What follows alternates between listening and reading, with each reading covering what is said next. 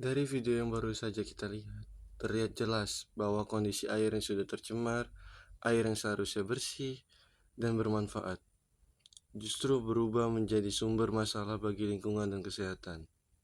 Pencemaran air sendiri terjadi ketika zat-zat berbahaya masuk ke dalam air, baik itu limbah rumah tangga, industri, maupun aktivitas pertanian. Zat-zat tersebut dapat mengubah kualitas air, baik dari segi warna, bau, maupun kandungan kimianya. Dampak tentu tidak bisa dianggap sepele. Air yang tercemar dapat menyebabkan berbagai penyakit seperti diare, infeksi kulit, bahkan keracunan. Selain itu, makhluk hidup di dalam air juga seperti ikan dan tumbuhan air juga ikut terdampak. Bahkan bisa mati karena lingkungan yang tidak lagi mendukung. Lebih dari itu, pencemaran air juga berdampak pada kehidupan manusia secara luas. Sumber air bersih yang menjadi semakin terbatas, dan kita membutuhkan biaya lebih besar untuk mengolah air agar layak digunakan. Oleh karena itu, penting bagi kita untuk memulai peduli terhadap lingkungan. Kita bisa memulai dari hal-hal sederhana, seperti tidak membuang sampah sembarangan, mengurangi penggunaan bahan kimia berbahaya, serta menjaga kebersihan sumber air di sekitar kita. Karena pada akhirnya, menjaga air tetap bersih bukan hanya tanggung jawab pemerintah, tapi juga tanggung jawab kita semua. Tumpukan sampah kayak gini biasa kan kita lihat di sekitar kita. Tapi tahu nggak sih, di balik itu semua, tanah yang ada di bawahnya itu sebenarnya lagi sakit loh. Sampah-sampah ini, terutama sampah plastik dan limbah berbahaya, yang nggak langsung hilang begitu saja loh. Mereka menumpuk, meresap ke tanah, dan lama-lama bikin tanah jadi rusak. Masalahnya, dampaknya nggak cuma ke tanah aja. Tanah yang tercemar bikin tanaman susah tumbuh, bahkan bisa jadi berbahaya kalau hasilnya kita konsumsi sehari-hari. Belum lagi, kalau zat beracun dari sampah itu meresap ke air yang kita pakai sehari-hari. Jadi, tanpa kita sadari, sampah yang kita buang sembarangan itu sebenarnya balik lagi ke diri kita. Dan yang lebih miris lagi, sebagian besar sampah ini berasal dari kebiasaan kita sehari-hari loh. Mulai dari plastik sekali pakai, sisa makanan yang nggak bisa dikelola dengan baik, sampai barang-barang berbahaya yang dibuang sembarangan oleh kita sendiri. Hal sekecil ini, tapi kalau dilakukan terus-menerus, dampaknya jadi besar banget loh. Jadi, mulai sekarang, yuk kita berubah. Jangan cuma lihat dan lewat saja. Kita bisa memulai dari diri sendiri, dari hal kecil, misalnya buang sampah pada tempatnya, kurangi sampah plastik, dan lebih peduli sama lingkungan kita ini loh. Coba bayangin, kalau semua orang melakukan hal yang sama, pasti lingkungan kita jauh lebih bersih. Ayo jangan nunggu nanti, mulai dari sekarang. Mulai dari kita loh. Assalamualaikum warahmatullahi wabarakatuh. Selamat pagi semuanya. Saya Al-Fatih Rizky Agika dari mahasiswa Teknik Elektro dengan NPM 2415031040. Di sini saya akan membahas suatu isu penting tentang pencemaran lingkungan, yaitu pencemaran udara. Pernahkah kalian lihat bagaimana kita menghirup napas pada pagi hari dengan kondisi yang segar, kondisi yang sangat enak dan sangat menyejukkan? Pencemaran udara itu bisa dikatakan sebagai pencemaran untuk sumber kehidupan kita. Namun, saat ini ia juga bisa menjadi sumber penyakit bagi kita semua oleh karena pencemaran udara tersebut. Yang pertama itu adalah, apa itu pencemaran udara? Sederhananya, pencemaran udara adalah masuknya zat-zat berbahaya seperti debu, gas kimia atau partikel halus ke dalam atmosfer bumi. Zat-zat ini tidak hanya mengotori langit menjadi kelabu, tapi juga masuk ke paru-paru dan aliran darah kita. Di dunia, standar kualitas udara yang buruk ini menjadi ancaman yang nyata bagi kesehatan global, bahkan lebih berbahaya daripada gabungan beberapa penyakit menular. Selanjutnya yaitu adalah faktor-faktor yang menyebabkan pencemaran udara. Bisa dibayangkan siapa sih aktor di balik udara kotor ini? Secara garis besar ada dua faktor utama, yaitu faktor pertama yaitu faktor transportasi dan industri. Bisa kita lihat di kehidupan kita yang sekarang, banyak sekali kita menggunakan kendaraan pribadi ataupun banyak sekali kita melihat industri besar-besar seperti pabrik yang ada di Pulau Jawa ataupun pabrik-pabrik yang ada di kota-kota besar lainnya.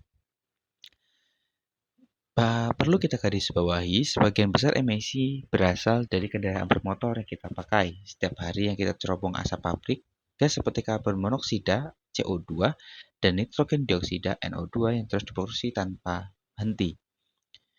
Pembangkit listrik itu masuk ke golongan kedua, di mana banyak dari kita yang belum sadar bahwa listrik yang kita gunakan saat ini merupakan salah satu penyumbang terbesar dari polusi udara tersebut. Terus ada faktor aktivitas rumah tangga. Kaget bukan? Saya juga kaget karena rumah tangga itu salah satu pemasok terbesar dari pencemaran udara. Kebiasaan membakar sampah plastik dan lingkungan rumah juga di lingkungan rumah juga itu menyumbangkan racun yang langsung ke udara. Terus ada faktor dari alam seperti gunung meletus ataupun kebakaran hutan. Dan secara garis besar kalau kebakaran hutan itu faktornya banyak, termasuk dari manusia itu sendiri. Nah, dari penyebab-penyebab dan segala yang kita ketahui tentang pencemaran udara, apa sih yang kita peroleh? Apa sih yang kita dapat lakukan penanggulangan ataupun yang lainnya? Banyak solusi yang diberikan kepada kita selaku masyarakat, bagaimana menjadikan sebuah masalah itu harus ada jalan keluarnya. Solusi yang utama itu yaitu beralih ke transportasi publik seperti pada bus ataupun transportasi publik lainnya yang itu mengurangi penggunaan daripada sebuah transportasi pribadi. Mengurangi motor, mengurangi mobil pribadi, ataupun mengurangi produk-produk yang transportasi pribadi itu yang menimbulkan masalah udara. Yang kedua, reboisasi hutan. Reboisasi hutan itu bermasuk sebagai filter alamiah bagi alam di mana bisa menyaring karbon dioksida dan monoksida menjadi oksigen bagi kehidupan kita.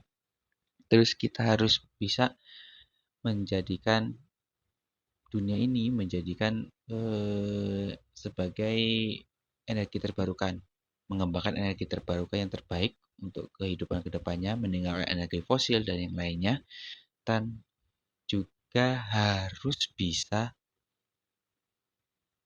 berkomitmen kepada diri kita dan pemerintah untuk bisa mengedukasi masyarakat akan pentingnya menjaga kualitas udara di lingkungan kita sendiri.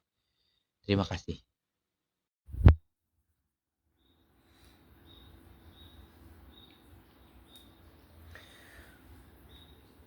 Jadi, sebelumnya saya Rido Gali dari Universitas Lampung. Dari tadi teman-teman saya sudah menjelaskan panjang lebar soal gimana parahnya kondisi bumi kita sekarang. Mulai dari udara yang makin sesak sama polusi, air yang udah tercemar limbah, sampai tanah yang penuh dengan tumpukan sampah kita.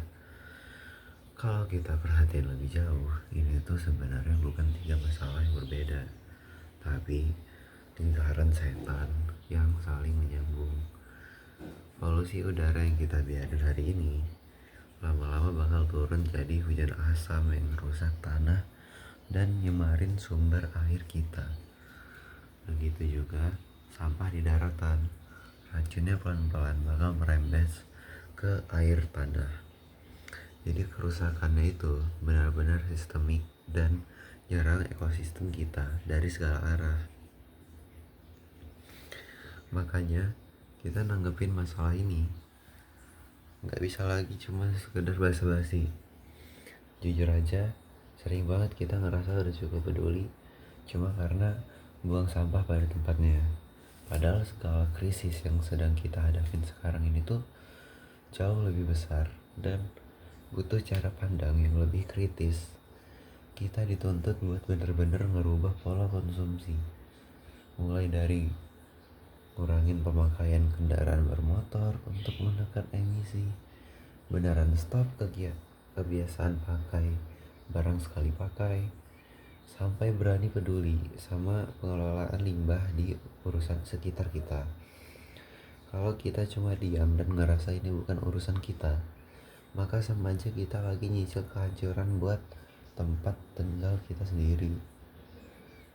Waktu buat sekadar prihatin itu udah habis. Lingkungan kita gak akan pulih cuma lewat diskusi atau konten di media sosial, tapi butuh aksi nyata yang konsisten dari kita semua.